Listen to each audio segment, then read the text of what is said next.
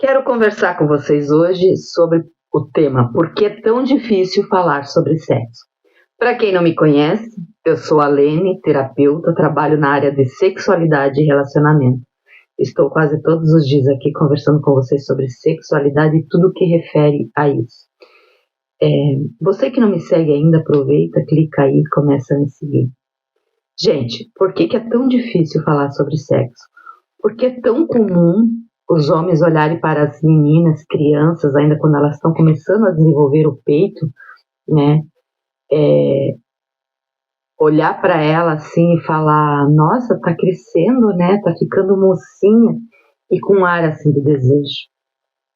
Eu não vou dizer que é a maioria dos homens, mas sempre vem dos homens, né? Porque é tão comum homens mais velhos, avós, tios, colocarem as meninas no colo e fazer umas brincadeiras idiotas que a família sabe, a família vê e não fala nada.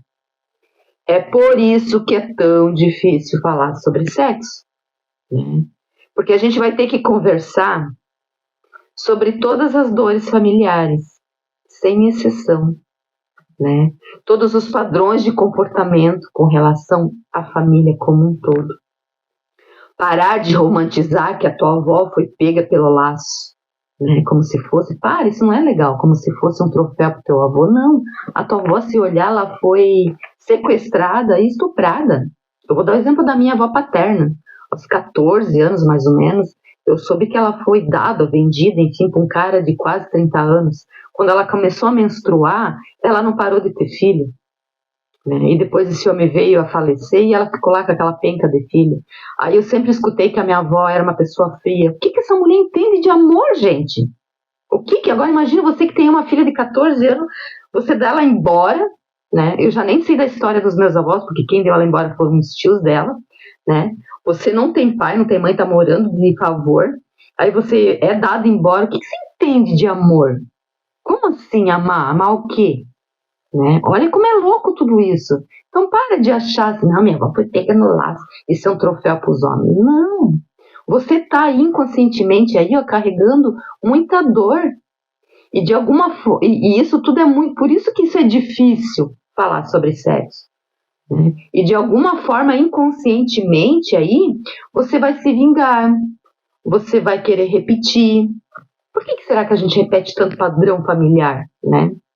E o homem, na atual conjuntura, ele tá aqui hoje perdidaço, tá no perdido, né? E nós, como mulheres, já estamos nos encontrando dentro dessa energia do feminino, então, né? Encontrando o nosso próprio lugar no feminino.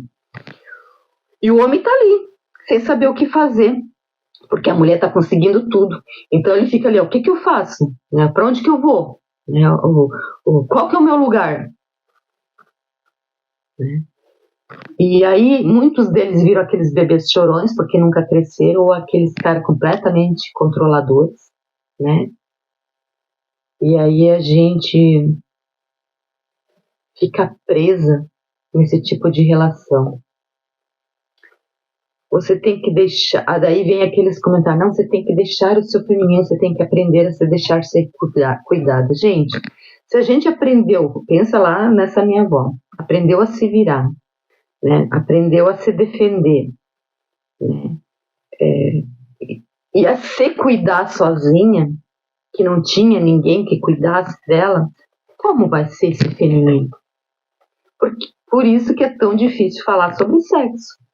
Então, a gente precisa desaprender o que foi extremamente necessário aprender nesse tempo todo, nessas gerações todas, para então a gente poder ser cuidada por um homem saudável e querer a gente.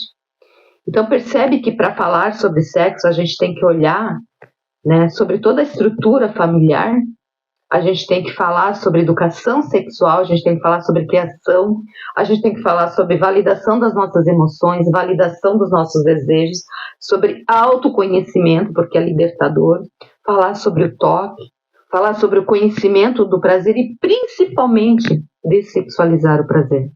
Porque, infelizmente, quando se fala em prazer, as pessoas acham que tudo é sexo. E não é. Então, é sobre isso. Por isso que é tão difícil falar sobre sexo.